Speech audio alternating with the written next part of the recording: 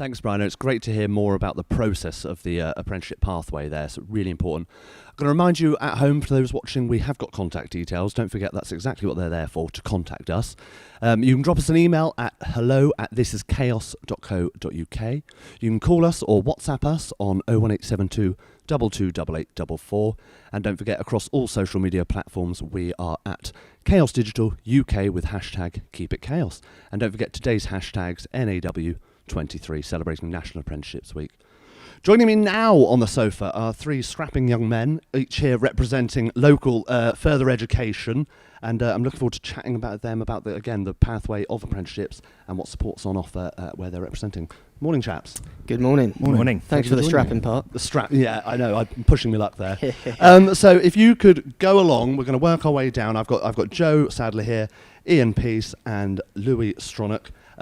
Where are you from? Who are you here representing today? Yeah, so Joe, I'm from West Suffolk College, the apprenticeships team here at West Suffolk College. So yeah, thanks for having us, and really good event so far. Excellent. Good morning, I'm Alan Pease. I am the Principal and Chief Executive of Suffolk New College. Fabulous. Morning, I'm Louie. I'm the Employee Liaison Coordinator at East Coast College. Excellent. That was nice and easy. We can do that. That was great. So I've got to ask, working my way down, I've already dealt with the variety of apprenticeships on offer today, and I'm honestly blown away. So what is it that you've got on offer? Well, I guess the real question is, what have we not got on offer? To be fair, there's a lot that we do. To kind of give you a general summary, we've got everything from kind of your construction-based apprenticeships, bricklaying, carpentry, all the way to anything kind of scientific. West Suffolk College have a science manufacturing program which we offer actually nationwide. Awesome. So we deal with a lot of hospitals up and down the country in kind of the science manufacturing and laboratory technician type apprenticeship. So really, yeah, it's a bit of everything. If there's something that somebody wants to do, the likelihood is we're going to be able to offer it here at the college. You know, you've got hairdressing, as I said, construction, science, all the kind of industries we try and cover. Wow, Alan, how about yourself? What is it you're getting up to? Yeah, very similar. We're a general FE college, so we've got a broad range of apprenticeships. We've also got some land-based apprenticeships at our Suffolk Rural Campus, so we can offer farming, crop, livestock. We've got heavy goods, motor vehicle. We've got the construction pathways. Our biggest provision is electrical installation, right the way through to business, accounting. So a really broad brush. Cool. Louie? Yeah, again, very similar to these chaps, really. There's not a lot we don't offer. Construction, hairdressing, all the way to lab tech, as you mentioned. We work with quite big construction firms, so our construction engagement is very high. It's one of our largest. But again, there's not a lot we don't offer, and if we don't, it's a case of what's best for the apprentice and where can we send them. Ellen's already told me this morning there's literally an apprenticeship in puppet making. So we haven't got there yet, but maybe. Puppet making. So very quickly, I know you're not allowed favourites, but if any of you've got sort of favourites, you're like, oh my god, I cannot believe we're offering this. That's a great question. Probably, I've mentioned it before, the science manufacturing, just because of what they do. I mean, there was a certain thing that happened 3 years ago, which we were all aware of. We got locked down for. Not going to happen again. Yep. And some of the modules and what those guys can do and achieve astounds me. Yeah. To be honest, I mean, judging by my hair, you wouldn't think I like hairdressing. But even them guys, it's an ever-changing. There's lots of industries that are ever-changing. So I'm going to sit on the fence here and say that I love all of them, if I can do. Yeah, is that allowed, Henry? Very political. Yeah, okay, that's a political answer. Yeah, I've got that. Alan? I think I'm going to talk about the land-based provision and 3 that we've got in train at the moment. So we're launching vet nursing quite soon. Wow. And then the 2 that we've got in the pipeline in response to what employers locally want are zookeeper and actuarist and viticulture, which is winemaking. You just don't know, do you? You really don't know. What's your favourite? Mine's probably going to be a bit boring, sort of, compared to them. But we've got an excellent energy skills centre, so the engineering that goes on in there is unbelievable.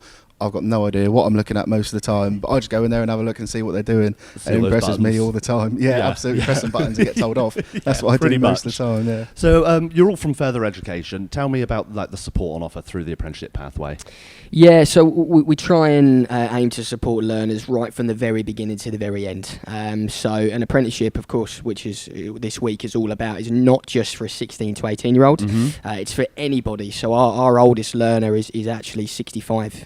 don't want to say years old, but they're 65, which just goes to show we've got learners from 16 right up to that All the way age. up. So we take them through the whole journey. We'll speak to them at the start. Obviously, today is perfect for kind of speaking to people at the very start of their journey who perhaps aren't sure exactly what they want to do. And we take them through the whole process to then maybe finding them an employer, tying that up together, speaking with the employer and going from there. So if there's anybody out there that doesn't know what they want to do, we can help them. Or if there is, on the flip side, somebody that knows exactly what they want to do, I want to be a carpenter, we can also help them with that as well. Yeah, I think it's really important. I imagine you'll agree with me there, Alan, is that it's really important to have that open dialogue, both between your partners and the employers and the apprentices, and then yourselves in the middle of that as well, creating that open dialogue. So what support do you offer then, Alan? Yeah, as I've already spoken about, we've got many employers that we work with, and we've really got to respond to their need. So actually the work is way before we've signed an apprentice up. It's working with the employer to develop new standards, to give employers an understanding of what it means to recruit an apprentice, and then it's the promotion in the schools and to adults that we go out and do, and events like this are great in promoting our provision. Then it's supporting employers around apprenticeships, but then also supporting people into apprenticeships. And then once on programme, it's the whole wraparound support that's available from our progress coaches that will look after their progress and the relationship with the employer, to our technical specialists that will support the apprentice with their technical knowledge and expertise, and then the pastoral support as well. That's really important. What our student support teams do really, really well. That's great to hear. Yeah, I imagine it's much the same for yourselves. Exactly, yeah, very similar. Right from the first phone call or from the first email that they've come in saying they want to take an apprentice on, it's all about then finding them the right candidate and opening them opportunities up for the learners. Luckily, we can invite them into the student groups and they can really show off their business and make it really, desirable for these learners to then go into a job essentially. But various social media platforms and as Alan said, the events like this, going into schools as much as we can and just promoting the idea of apprenticeships and what opportunities are out there. And then as Alan said again, it's all about the wraparound support. We don't fortunately it's not just a case of right, let's get them on the apprenticeship and then that's sorted. It's all the way through, whether it's an 18-month or a 4-year program. It's what their needs are, how we can help, how we can adapt, and if there's something we can change, then we'll do our best to try it. So saying about starting off an apprenticeship then, tell me a bit about the enrolment process. What does that involve? Well, it involves some paperwork, the glamorous paperwork, which obviously I have the task of typing up. But no, we try and make it as smooth as possible, and I'm sure these chaps will say the same. It's making sure the learner has a suitable place of employment. So what we'll do, specific to the standard, is ring the employer first just to make sure they're able to offer what's included in the standard, and then really it's getting them to do some kind of generic paperwork. For us personally, we ask every learner to do a basic maths and English assessment first, regardless of whether they need maths and English support or not, just to see what level they're at. We also then ask them to do what is called a cognoscist assessment, which is kind of like a learning type based assessment to see how different people learn. Reason we do that is to then see if anyone needs any additional support with their program. Do they need any further support? Can we give them some more time or anything like that? And it's sort of general paperwork to make sure we know absolutely everything about the learner we're taking on. They know everything they need to know about us, and they can start their apprenticeship with kind of everything in mind and ready to go. Cool. Other than reels of paperwork, as we've just said, and typing and numbers and all this sort of thing, how do you get on with the process then, Alan? Yeah, I think if I just pick up from that, it's probably the right person with the right employer. That's really key. We've already spoken about making sure that the learner can demonstrate the skills for the standard they're on through that employer and the work is aligned. And then I think it's about a really strong induction program, both for the employer and the learner themselves. So we're making sure that they get that full support from our dedicated team, but also the pastoral support as well, because it's quite daunting for someone to start on a new program. So just taking that time to ensure that it's the right learner with the right employer and really familiarise themselves and is both really of key. receiving that support Absolutely. as well. And Louie, are you on top of your paperwork? I'm going to say yes for today's purposes. Yeah, absolutely. But no, it's about not rushing, I think, the learner into the apprenticeship. It's, as Alan said, take your time. It can take, as we know, 2, 3, even 4 to 6 months to really get from start to right, you're placed in an apprenticeship, let's crack on.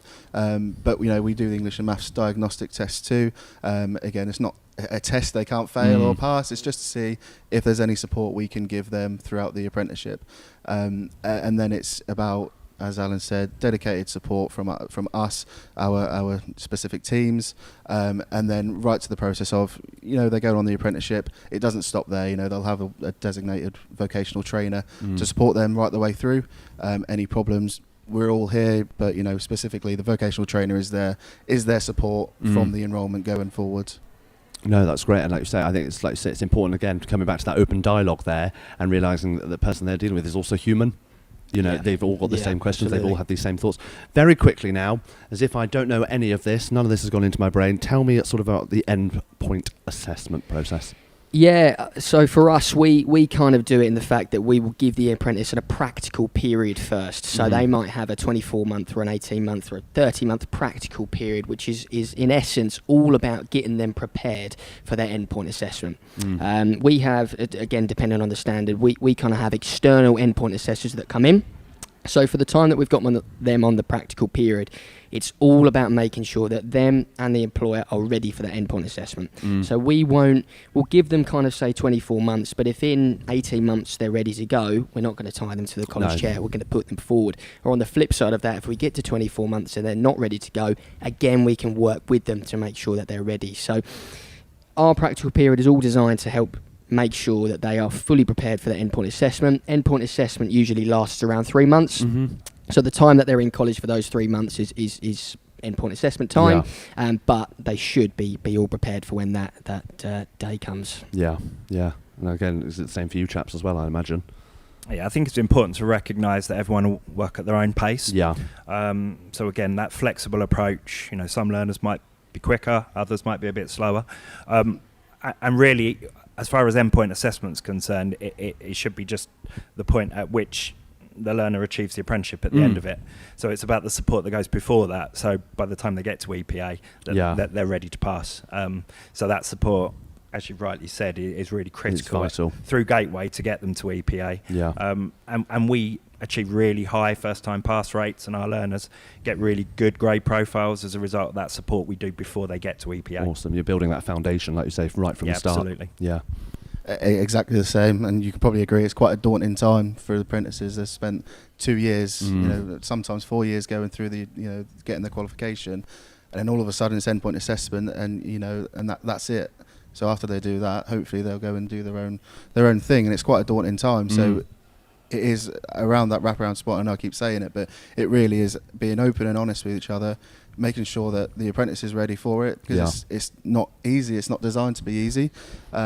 So making sure that they're ready, and if they're not, as you mentioned, that's fine. Let's put our heads together, make a plan for a time when you are ready, and just get through it, and then it's done. But it really is important just to all be open and honest when that time comes, and when they're ready to do so. Let's do it. Yeah, I think that's vital, and it's reassuring that you guys know that everybody's different. Everybody has different styles of learning, different paces like this as well. So I think it's great that, like I say, from further education, you're not such stringent like that, and that's almost what some people would expect. So that flexibility, I imagine, is so valuable. Gents, thank you very much for joining me here today. Thank you for coming and having a chat. How are you getting on out there today? All well? Good, yeah. I haven't nicked anyone's sweets yet. Have you boys got any like a little Haribo number? I'm not going to tell you, am I? No, Come to my stand. No, really good. Yeah, really enjoying it. Busy already. Iron up those goodie bags. Oh, yeah, absolutely. Yeah, that's what we like to see. No, again, thank you all for joining me today. It's been lovely to speak to you and hear about the sport available through your prospective colleges there. So that's wonderful. Thank you.